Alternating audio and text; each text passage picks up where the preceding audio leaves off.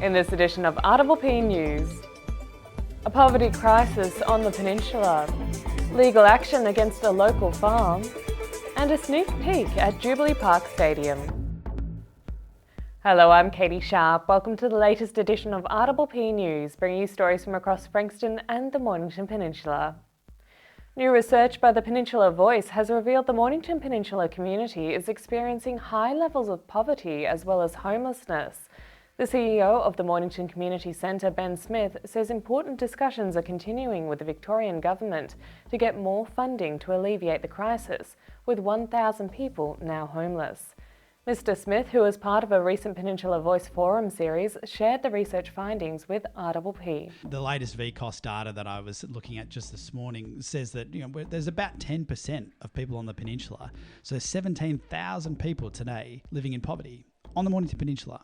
And I'm not sure that we really understand what that looks like. And that is living below the poverty line. This is not somewhere else. This isn't an overseas country that we might suspect.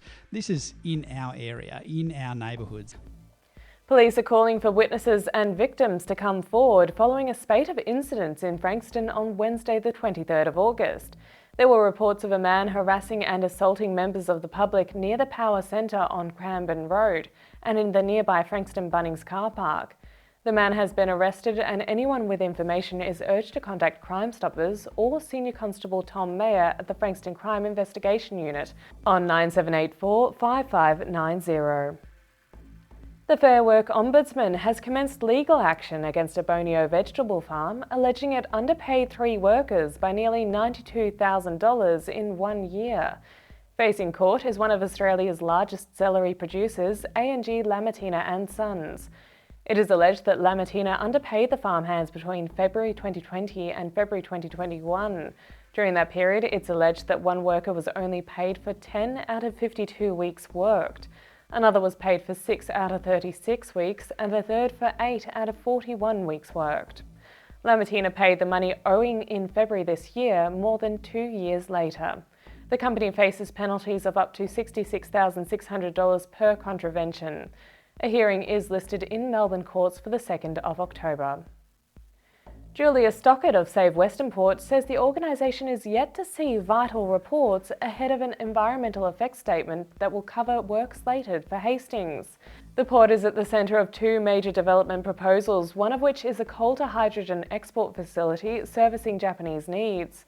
Save Westernport staged a protest on the steps of Parliament House this week about the project, and Ms Stockett told RPP they are worried about the lack of information available. It's mainly the Industry Minister, Tim Pallas, who went over to Japan earlier this year and signed some kind of memorandum of understanding or something with the Japanese government.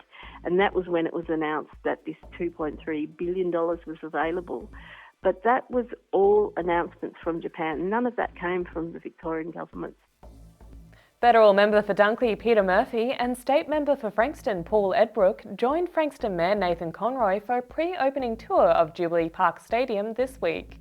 The stadium features 6 multi-purpose indoor courts, including a 1,000-seat show court. It will be the new home of Frankston District Netball Association, Peninsula Waves, Frankston Peninsula Cricket Club and Frankston YCW Football Netball Club. Doors will open in the coming weeks with the first indoor competition scheduled for early in September.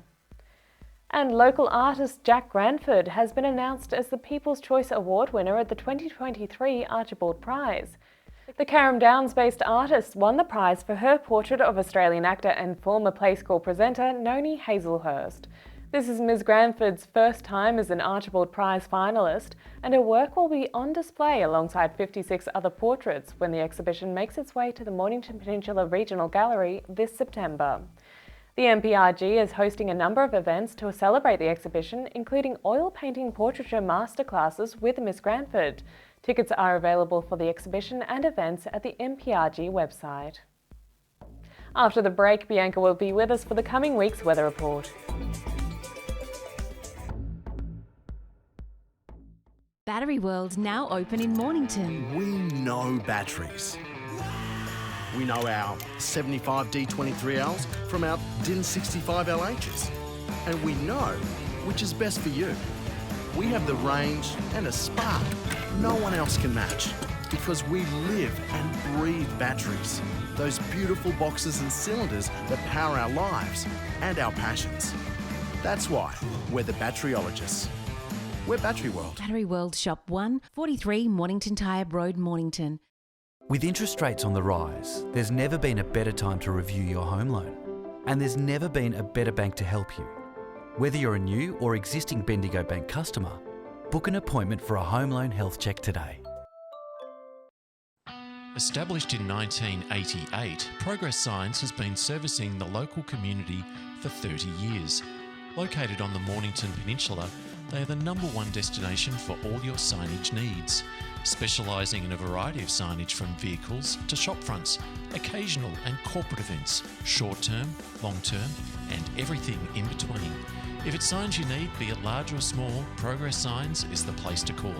Available 24/7 at progress-signs.com.au or call the team on 5975 9188. Thinking signs? Think Progress Signs, a station sponsor.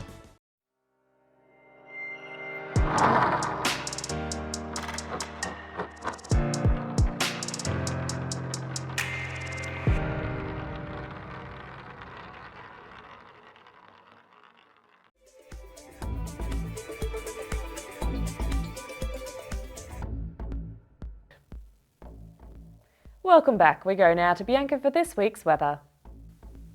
Hello, I'm Bianca and welcome to this week's RPP weather update. Well, after being led to believe that we would see a lot of sun this past week, it actually rained all week. Let's take a deep dive into this coming week to see if the early spring sun will warm us up. Today, Sunday the 3rd of September, should bring us a sunny day with no rain. We are looking at a low of 5 and a high of 19. Monday sees a cloudy day with some rain returning. We should feel a low of 11 and a high of 20. Tuesday brings much the same with a low of 9 and a high of 15. Wednesday sees this trend continuing with a low of 7 and a high of 17. Thursday sees some sun and a partially wet cloudy day. We should see a low of 9 and a high of 17. Friday brings cloud cover and sun. We will feel a low of 9 and a high of 15. And finally, Saturday sees this trend continuing with a low of 9 and a high of 16. Well, that's all for this week. Try to enjoy the sun while we can, and I will see you again next week for another RPP weather update. And now to our surf guru, Muzz, for the surf report. Well, that's it. Winter's done. This is Mars back with this week's Peninsula Surf Report. So, what a great winter we've had. One of the best in living memory, or this century, or whatever you want to call it. But very consistent. Lots and lots of waves, especially around the reefs, or if you lived on the west coast, you've had a great year. After 3 pretty ordinary years, it was great to have a proper winter. But that's it. It's over. First day of spring.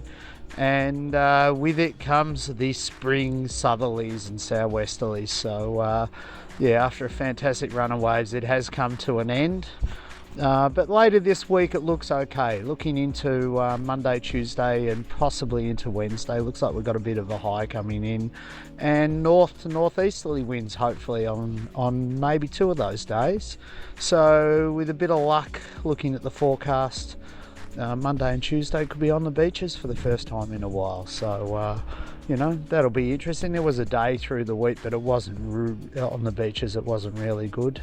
It was, you know, sort of a bit bumped up. There's not a lot of banks around because we've had so much strong, straight southwest swell all winter. So, but that might improve with this forecast with a few southerlies and southeasterlies coming. But by the looks of it, next week best days will be probably Monday, Tuesday, maybe Sunday and maybe Wednesday, but definitely Monday and Tuesday. So hopefully you get a surf, enjoy, and I'll see you next week. And that's all from our team here at RPP News, serving the community with stories that matter to you. Keep watching and do tell your friends.